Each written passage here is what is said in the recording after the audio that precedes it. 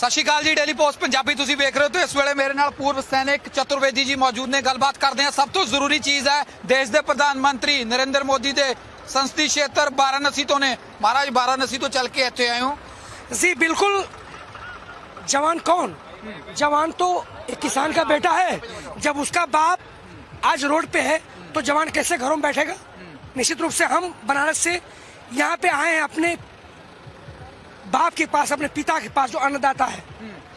प्रधानमंत्री या होर योगी आदित्यनाथ कहते हैं या होर बीजेपी के लीडर कहते हैं कि ये पंजाब हरियाणा का ही अंदोलन है, देश तो किसान नहीं आ रहे।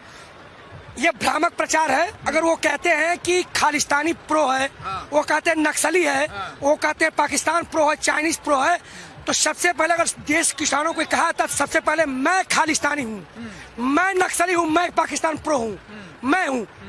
निश्चित आके देखें, आज कश्मीर से कन्याकुमारी तक सभी लोग एक हैं और किसानों का आंदोलन है। अगर वो भ्रामक प्रचार कर रहे तो निश्चित रूप से वो लोग देशद्रोही वो लोग हैं।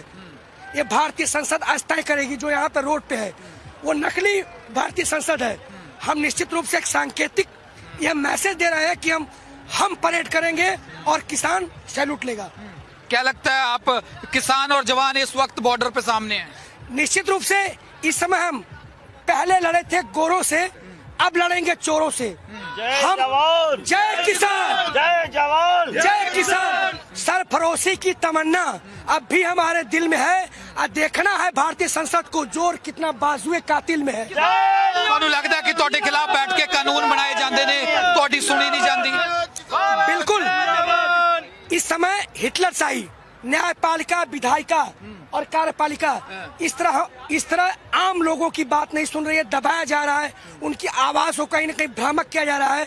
और कोई भी आंदोलन हो सत्य के लिए तो उसको एक नाम दे दिया जाता है कि ये पाकिस्तान प्रो है, ये खालिस्तानी है, भारत टुकड़े गैंग है। हमने आके देखा सैनिकों के हिसाब से यहाँ किसी प्रकार का कोई खालिस्तानी आप तो फौज में रहे हो, आपको पता है एंटी नेशनल जो एक्टिविटीज होती हैं वो कैसी होती हैं। अगर कोई सरकार के खिलाफ बोलता है तो उसे एंटी नेशनल मूवमेंट के साथ जोड़ दिया जाता है। कि ये आपको लगता है ये जो ट्रैक्टरों पे लोग हैं, ये जवान हैं, ये उग्रवादी हैं? बिल्कुल नहीं। निश्चित रूप सबसे शांत प्रिय, इतना तो गांधी का हिंसात्मक आंदोलन भी असहयोग नहीं चला जितना शांति पूर्वक ये आंदोलन चल रहा है। हमने देखा है लोग महोत्सव मना रहे हैं। ये आंदोलन एक मील का पत्थर साबित होगा भारतीय इतिहास में, वैश्विक स्तर पर भी बहुत बड़ा ये जन क्रांति महा आंदोलन है। शांति पूर्वक असहयोग आंदोलन भी फेल है इसके आगे। प्रधानमंत्री वाराणसी में बोलते हैं कि बहुत विकास हो गया, ये यूपी का बहुत विकास हो गया, अब देश है जो आत्मनिर्भर हो जाएगा। बिल्कुल। मैं बताना चाहूंगा, मोदी जी के संसदीय क्षेत्र में रमेश यादव, अवधेश यादव जो विधवा, जो शहीद की पत्नी है, उनको पूरा सम्मान नहीं मिला तो और देश में लोग क्या होगा?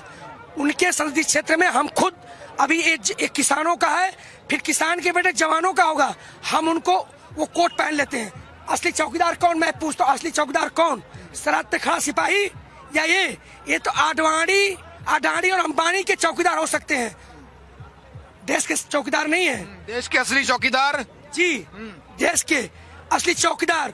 उस देश की सरहद को कोई छू नहीं सकता, उस देश की सरहद को कोई छू नहीं सकता जिस देश की सरहद की निगहबान हो जवान और किसान।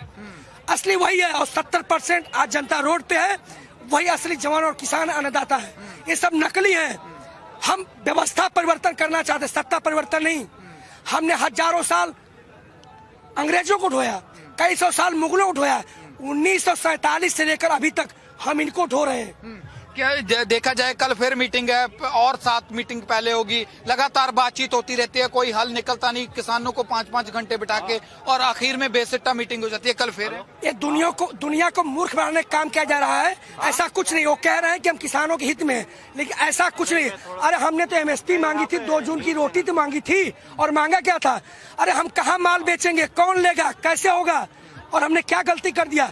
आप रात को सोते हैं, मन में आता है, सुबह उठ के अपने मन की बात कर देते हैं। कहते हैं व्याकरण में सनकीपन। मोदी जी को सनकीपन सवार हो गया है।